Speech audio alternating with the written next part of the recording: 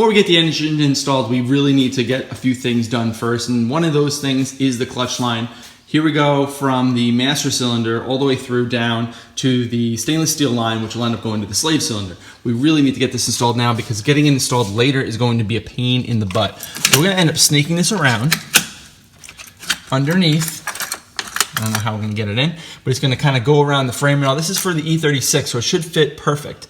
And then it's going to go down into here, where it's going to end up connecting to our stainless steel line and then go into the slave cylinder. And right in there, if you see, I have a screwdriver head. That's basically where the slave cylinder, the master cylinder, is poking through the firewall. So I kind of know what I need to aim for. So that's kind of the plan, and I'm going to do a...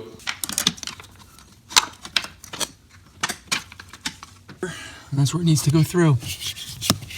You can see the master cylinder right there. It needs to basically just push right into that. It's going to be a bit of a challenge, but we'll see what we can do. Got it.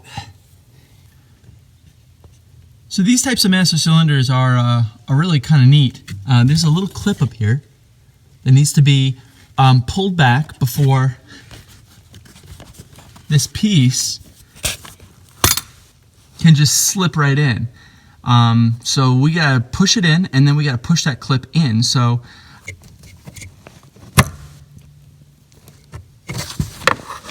the last thing I want is my customer's feet to get an air dry through this little hole here from the clutch line, and I couldn't fit the existing grommet in, so I had to use the Dynamat and throw it in there. It actually works pretty well. So let's get that stainless steel line installed.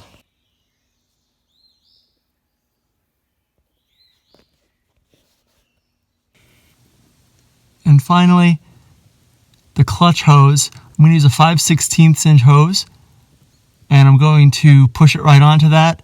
It's all low pressure, shouldn't leak. No need for a clamp.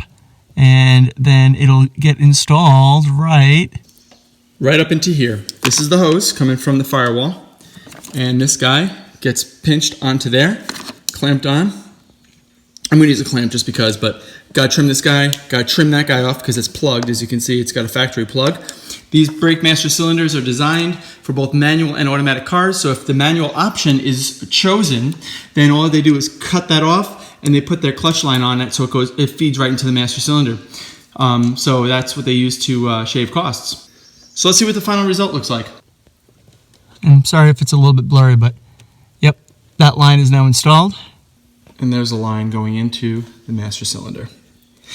I was prepared when I cut this. I had a rag underneath. I knew fluid was going to be coming out. I had the clamp ready to go. The second that I cut it, fluid did start coming out because the master cylinder is filled with fluid, and I just put it right on.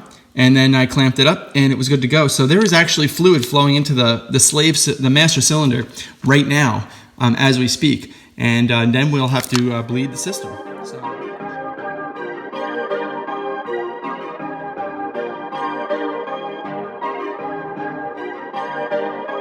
Perfect.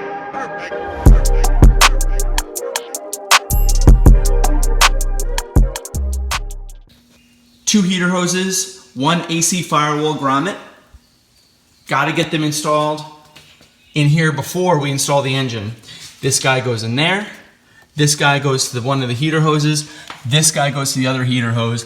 Tighten them all up. Fish the heater hoses around the side. Throw them over the edge. Install the engine. And it'll make these way easier to install later. And the AC grommet will end up going in here. That'll be super easy. Tighten this stuff up too. And then we got to beef up the transmission bracket. Coolant tubes installed. Will need to be secured later. All right, so here we are. We're going to be replacing the firewall insulation from this to this. The Dynamat will serve roughly the same purpose. It'll help with sound deadening. It'll help quiet the ride inside the car. And it doesn't have anything to do with heat dissipation. But there is no real heat that's generated along the firewall, so that's not really a concern, but it will help a lot with the sound deadening.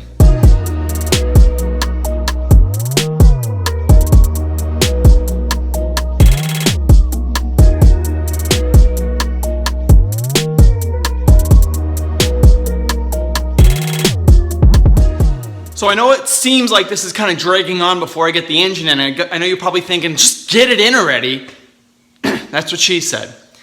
But you have to be careful. You have to use a lot of discretion before you put an engine in, especially when it's a swapped engine and everything's a tight fit. You want to make sure that you've got everything installed into the engine bay that you possibly can install before putting the engine in, because after it's in, it's almost impossible, if not very difficult, swap that, to get that part installed. Heater hoses, clutch lines and stuff like that. So there's a lot of things that need to be done before we can actually throw the engine in. But once it's in and all those other things have already been installed, it makes the final assembly after the engine is installed a lot easier.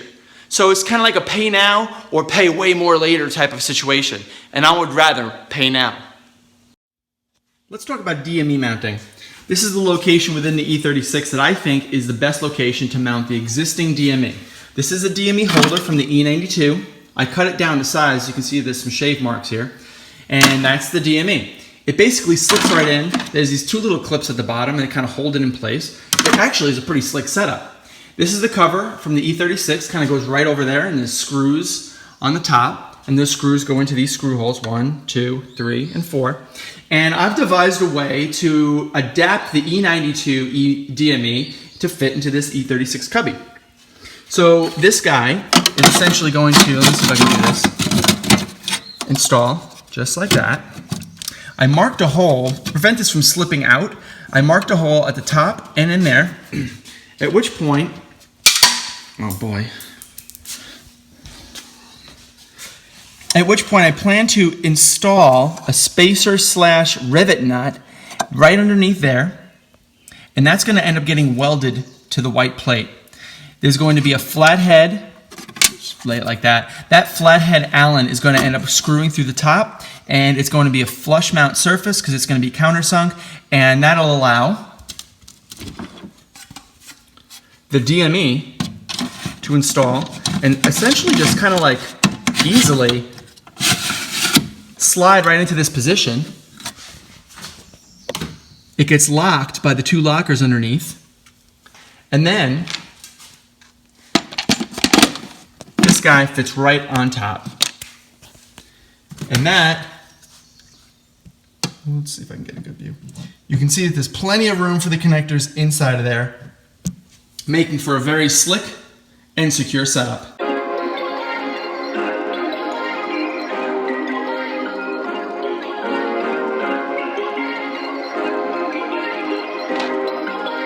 Perfect.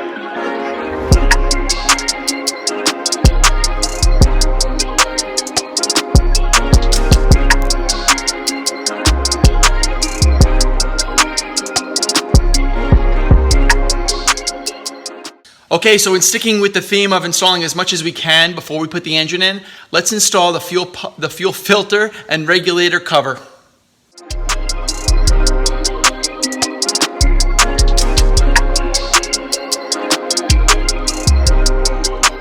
I have gotten a lot of comments about beefing up this puppy, my transmission bracket.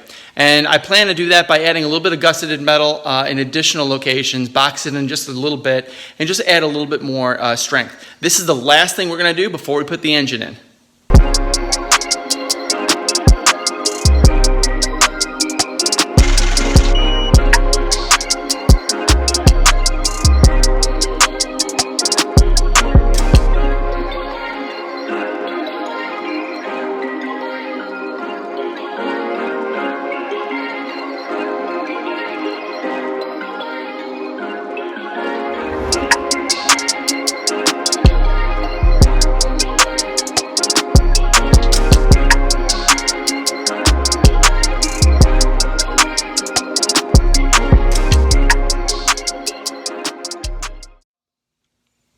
Enough with this tomfoolery.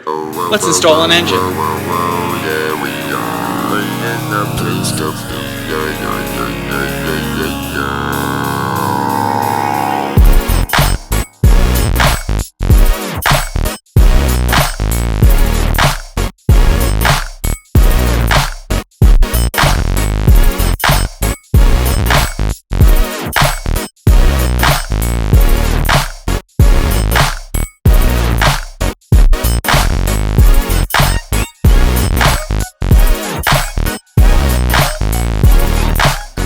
The engine is in.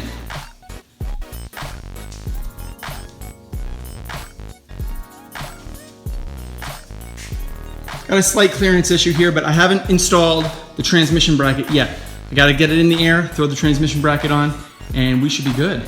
We're making some progress. Big day today, got the engine in. That'll do it for today. We went through a lot. We covered a lot today, a lot more than I actually expected, but every time that I'm going through it, I'm like, oh, I should do that. Oh, I should do that. Oh, I should do that. But here we are. We got the engine in. We got the DME installed. We got the heater core pipes installed. We're actually in really good shape for making some pretty good progress on final assembly. So stay tuned for the next episode. Thanks for watching, guys.